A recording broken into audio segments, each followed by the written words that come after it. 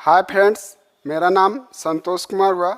हम हिंदी के लिए हिंदी कोर्स लेकर आए हैं जो बीपीएससी, एस्टेट, सीटेट के लिए उपयोगी है।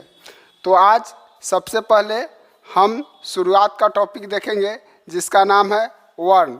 वर्ण होता क्या है, वर्ण के विषय में जानेंगे। तो वर्ण का पहले परिभाषा देखेंगे कि वर्ण उस मूल ध्वनि को कहते हैं जिसके खंड या टुकड़े नहीं किए जा सकते, यानी उसको हम डिवाइड यानी तोड़ नहीं सकते हैं।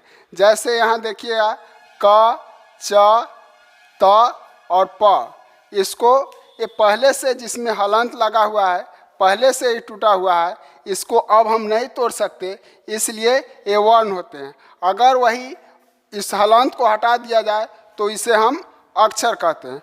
अब इंग्लिश में 26 होते हैं और हिंदी में देखेंगे कि वर्णों की कुल संख्या 52 होते हैं, जिसमें से सबसे पहले स्वर वर्ण जो क से अ तक को स्वर वर्ण कहते हैं, जिसकी कुल संख्या 11 है, जिसको हम स्वर वर्ण कहते हैं। क से म तक को हम स्पर्श व्यंजन कहते हैं, क्योंकि बोलने के क्रम में हमारी जो ध्वनि निकलती है, हमारी जीभ जो होता है या एक दूसरे से स्पर्श करता है, इसलिए इसको हम स्पर्श व्यंजन कहते हैं। उसके बाद य, र, ल, व ये 4 होते हैं, जिसको हम अंतस्थ व्यंजन कहते हैं। उसके बाद तलाब्य स, मूर्धन्य स, दंत स और ह, जिसको हम उष्म व्यंजन कहते हैं, इसकी संख्या भी 4 है। उसके बाद छ, त्र, ज्ञ और स्र, इसको हम बोलते हैं संयुक्त व्यंजन, इनकी संख्या भी 4 है। उसके बाद जब हमारा अ आ ई में स्वर वर्ण में अन और अह 2 अलग से आते हैं, जिसको हम कहते हैं आयोगवा। उसके बाद ड और ढ, जो हम लोग जानते हैं कि ड और ढ एक होता है बिंदी का लगा हुआ और एक होता है बिना बिंदी का। बिना बिंदी का अगर वही बिंदी लगा हुआ जिसको हम हमेशा बीच में लिखते हैं, अगर बीच में या लास्ट में अगर लिखते हैं तो उसमें बिंदी लग जाता है। अगर हम शुरू में इसको लिखते हैं तो वहीं बिंदी नहीं लगता है, और वही जब बीच में या लास्ट में लग जाता है तो ड र में कन्वर्ट हो जाता है, बदल जाता है, जिसे हम कहते हैं द्विगुण व्यंजन।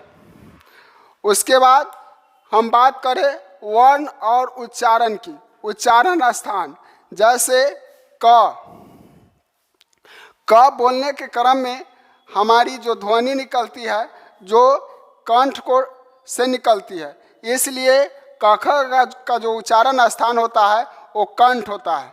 उसके बाद चवर्ग, जिसका उच्चारण स्थान तालु होता है, जो चवर्ग बोलते समय हमारे जीभ जो है दांत के जस्ट ऊपरी परत को स्पर्श करता है, इसलिए उसे हम तालु कहते हैं। उसके बाद टवर्ग आता है। टवर्ग में टठर का उच्चारण स्थान जो होता है मूर्धा होता है। मूर्धा वो होता है जो हमारी जीभ ऊपर मुँह टंगा हुआ रह जाए और तालु के जस्ट ऊपरी परत को स्पर्श करे, उसे हम मूर्धा कहते हैं। उसके बाद तवर्ग होता है। तवर्ग का उच्चारण स्थान दंत होता है। हमारे जीभ में 3 भाग होते हैं, अग्र, मध्य और पश्च। हमारे जीभ का अग्र भाग जो होता है हमारे दांत को स्पर्श करता है, इसलिए उसे हम इसलिए उसका उच्चारण दंत होता है। उसके बाद पवर्ग का उच्चारण स्थान ओठ होता है। ओष्ठ, जिसको होष्ठ भी बोलते हैं, जिसको प बोलने के क्रम में हमारी होठ जो होती है आपस में एक दूसरे से के स्पर्श में आती है, इसलिए उसका उच्चारण स्थान ओष्ठ होता है।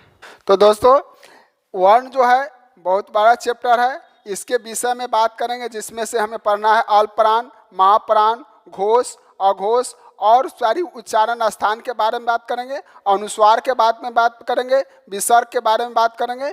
तो हमें सब वर्ण में में ही पढ़ना है, जो हम अगले क्लास में इसके विषय में बात करेंगे।